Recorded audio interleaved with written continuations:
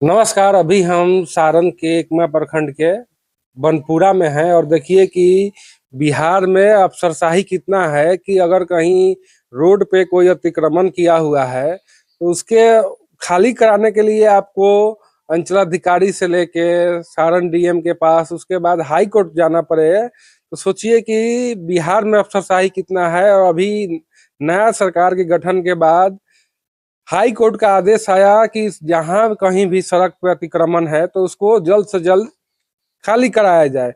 उसके बाद बिहार भर में जो प्रक्रिया चल रही है और कहीं ग्रामीण स्तर पर भी बहुत सारा अतिक्रमण है, उसको खाली कराने के लिए देखिए अभी बनपुरा में है।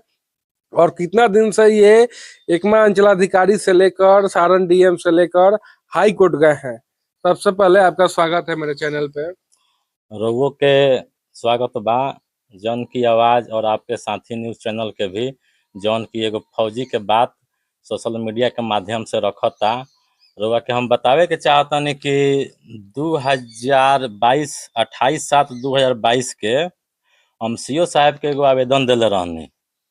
ओमे कि हमार रास्ता अतिक्रमण कर लिहल गई रहे। हमनी के फौज 4 भाई सेना में बानी सन, चारों भाई फौज में रहनी सन। उ रास्ता में पूर्व से ही बैलगाड़ी ट्रैक्टर से खेती होती हो वो रास्ता से आवत रहल।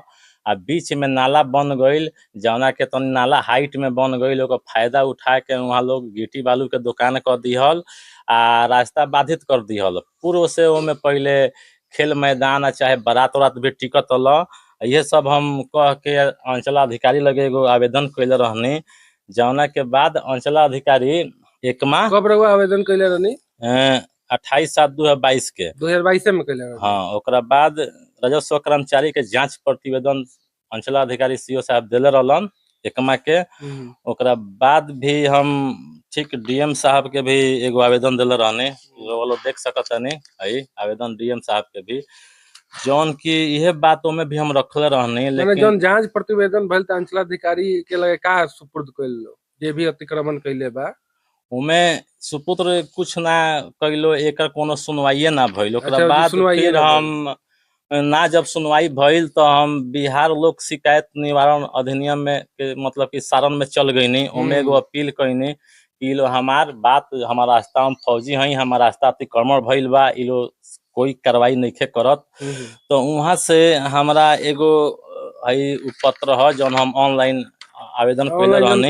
हाँ। ओकरा बाद हमरा एगो 30/1/2024 के एगो अपर समहर्ता जौन की लोक शिकायत में बैठल से आदेश मिलल कि भाई 8 इ सब को लेके जैसे कि एगो है आदेश ह कि मतलब एक जांच प्रतिवेदन कइल जाओ। ओकरा बाद कैसन जमीन है का, कैसन जमीन है का ह।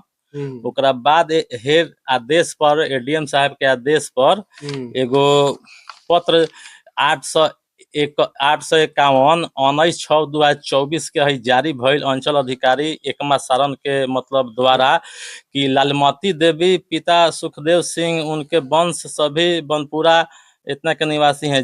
उनका से साक्ष्य मांगल गई कि मतलब जमाबंदी के तू साक्ष्य पेश कर कि कौना आधार पर मतलब कि है पत्र ह जौन कि तू यहाँ एगो फौजी के रास्ता कब्जा कैले बड़ा सरकारी जमीन उहो ना। ओकरा बाद भी कोनो ए पर सुनवाई ना भइल। सब कुछ मतलब कि साक्ष्य दियाइल, कोनो सुनवाई ना भइल। तो फिर हम द्वितीय अपील है डीएम साहब के लगे गईनी। एमे सारण डीएम समीर साहब रहनी, सुनवाई कईनी। एकरा बाद एमे 60 दिन के अंदर एमे लिखल बावे कि 60 दिन के अंदर विधिवत सुनवाई कर उचित आदेश पारित करे। तो मतलब कि 60 दिन के डीएम साहब के टाइम में दियाइल, सीओ साहब के टाइम दियाइल। ओकरा बाद भी आदेश के 60 दिन में ना आइलो, 1 साल लगा दिहल ह जमाबंदी रद्द करे के में प्रक्रिया में।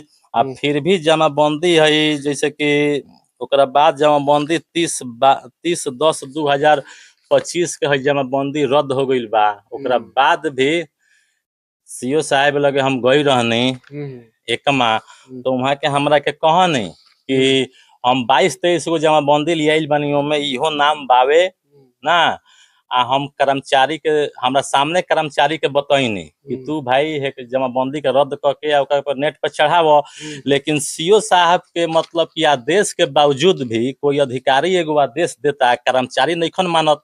ए बड़ा 1 महीना होके जा रहल बा आ जौन के कर्मचारी उ आदेश के नाम मानलन। अच्छा रउवे लोग बताई कि एगो के जे अधिकारी कोई आदेश देता तो ओकर मान ली कि कर्मचारी के करे के चाही कि ना करे के चाही, या कि एगो काम के 1 महीना लागेला का?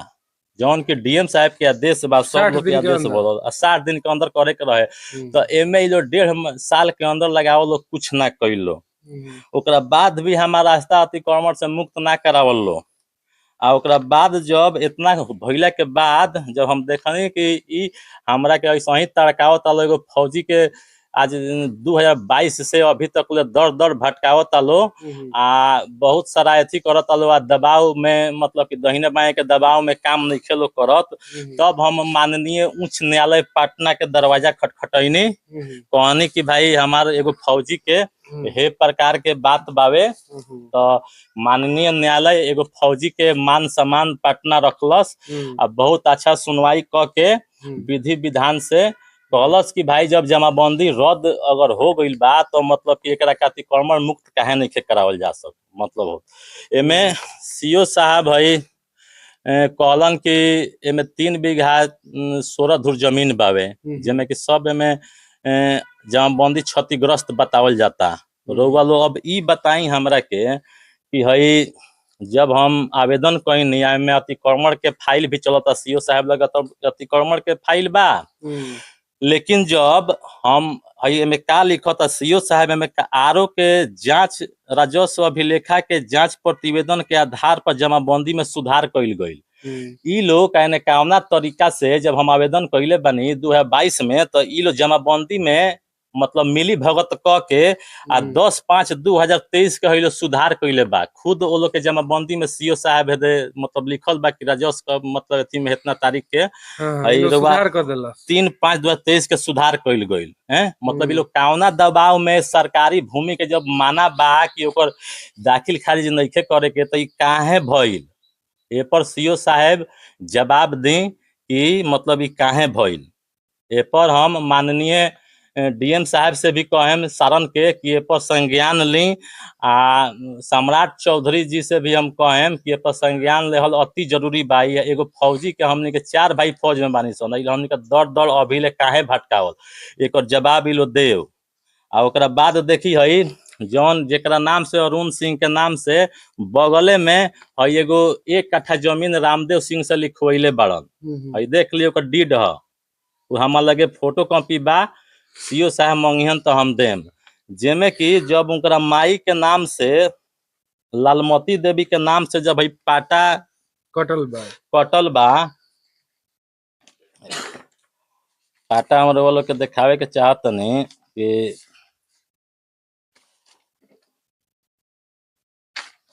लालमती देवी के नाम जैसे कि पाटा कटल बा, हई लालमती देवी के नाम से हई पाटा शो करत हवे 4 कट्ठा कुछ धुर के। बताई 1933 में 23 में 1923 में हई लालमती देवी के नाम से हई पाटा हई हिंदी करावल बा, ना बुझात रहे तो एमे शो करता, जेमे कि बतावल बा एमे चौहदी में लिखल बा जब हई उनका माई के जमीन पूरब में रहे, जब उनका माई हई पूरब में उनका पाटा माई के नाम से 1923 में जब कट गई रहे, तो जब पश्चिम हई वही सटले जब जमीन हई लिखैलन रामदेव सिंह से, तो ओमे लालमती देवी के नाम चौहदी में देवे के चाही कि ना, चौहदी में लालमती देवी के नाम होके के चाही। जब जमीन के सटले पूरब बात तो एमे नाम पूरब में दिहल बावे रउआ की अथी मिश्री महतो, पूरब में मिश्री महतो के नाम दिहल बा। ऐसे हम सीओ साहब से कहतानी कि एकदम एमे फर्जीवाड़ा कइल गइल बा पाटा में। हम यही से कहम कि हमरा के जितना दिन परेशान कइले बालो सीओ साहब, सारण डीएम साहब ए पर संज्ञान ले लो, जांच पड़ताल करे लो, आ जे भू माफिया जे में शामिल बा फर्जीवाड़ा करे में ओकरा ऊपर ये लोग मुकदमा करे, 420 के मुकदमा करे कि आइंदा ई कोई के फर्जी जमीनी विवाद में फंसा के या इतना दिन से कोर्ट के चक्कर ना कटवावे लो। हम इहे कहे के चाहतनी।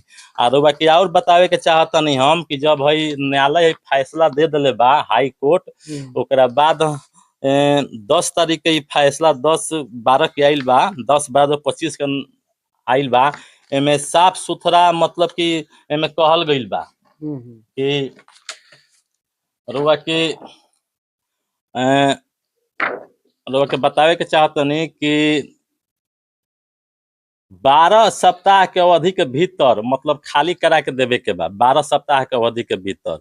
ओकरा बाद भी मतलब कि इ लोग सुतल बा, कोनो कार्रवाई नइखे होखत। ओकरा बाद हम अंचल अधिकारी एकमा में आवेदन के माध्यम से हम एकरा के रिसीविंग करा लेले बानी, जौन कि हम काल 15/12/2025 के रिसीविंग भइल बा। हम इहे कहेम कि जितना जे है फर्जीवाड़ा के कार्रवाई भइल बा ए पर सीओ साहेब और एकमा के सीओ साहेब आ डीएम साहेब सारण के ए पर संज्ञान ले लो आ ए पर कार्रवाई करो लो भू माफिया के खिलाफ कि ऐसे ही लोग एगो फौजी के परेशान क के काहे रखता लो। ए पर कार्रवाई होके के चाहिए। कल सीओ साहब से मिलने की ना काल सीओ साहेब ना मिलनी, हम ऑफिस में गई तो सीओ साहेब ना रहनी, कहीं मतलब जमीनी विवाद से गई रहनी बाहर। तो हम वहाँ के ऑफिस में बड़ा बाबू के हम रिसीविंग लेके हाई कोर्ट के आदेश दे के रिसीविंग लेके हम चली आई। अभी का उम्मीद बा कि हाई कोर्ट के आदेश के बाद ये लोग अभी का कर सकता है? में कुछ फिर लोग के भटका तो नहीं सकत लोग। अगर हाई कोर्ट के आदेश के समय सीमा के अंदर हमरा के लोग रास्ता हमारा अतिक्रमण खाली करा के नहीं देत तो हम जैसे कि हाई कोर्ट के तय सीमा जैसे 12 सप्ताह के बाद बीत जाई तो हम फिर हम जाएम, हम हाई कोर्ट फिर जाएम आई लोग के खिलाफ कहम कि उचित कार्रवाई होके। चलिए, तो सारण डीएम और जो भी एकमा के अंचलाधिकारी हैं, जब आदेश हो गया है तो कोई को परेशान न किया जाए। ऐसे तमाम मामला जो है एकमा अंचलाधिकारी के पास पेंडिंग है कि आदेश होने के बाद डीएम का आदेश हो गया, उसके बाद हाई कोर्ट का आदेश हो गया, उसके बाद भी अगर ये लोग परेशान कर रहे हैं तो बताइए कि सिस्टम में कितना कमी है। और बिहार सरकार से ये हम अनुरोध करेंगे कि जो भी अफसर हैं किसी को परेशान कर रहे हैं उन पर कार्रवाई किया जाए, क्योंकि जो भी आदमी है कितना दिन अब ये जमीन खाली कराने के लिए लगभग 2 साल से ये जो है ऑफिस एकमा अंचलाधिकारी से लेकर सारण डीएम से लेकर कोर्ट से लेकर और ये आज हाई कोर्ट में गए, तो ऐसा नौबत नहीं है। और बाकी इस विषय पर आपकी कोई टिप्पणी हो तो कमेंट में जरूर करें और